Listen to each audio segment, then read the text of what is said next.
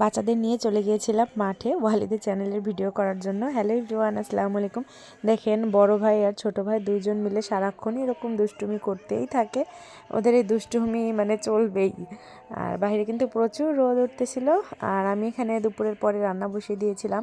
পেঁয়াজ, মরিচ আর চাপা শুটকি দিয়েছিলাম। চাপা শুটকির ভর্তা বানাবো বলে এখানে লাউ, গাছের টাটকা লাউ দিয়ে মুরগির চামড়া দিয়ে রান্না করে নিচ্ছিলাম। আর সাথে রান্না করব মুরগির মাংস।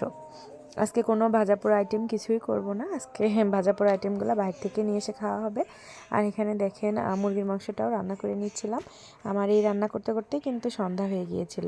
আর এখানে শিলপাটায় কিন্তু চাপার ভর্তাটা বানানো হবে। আর চাপা শুটকির ভর্তা শিলপাটায় বেটে বানালে কিন্তু খেতে অনেক মজা হয়।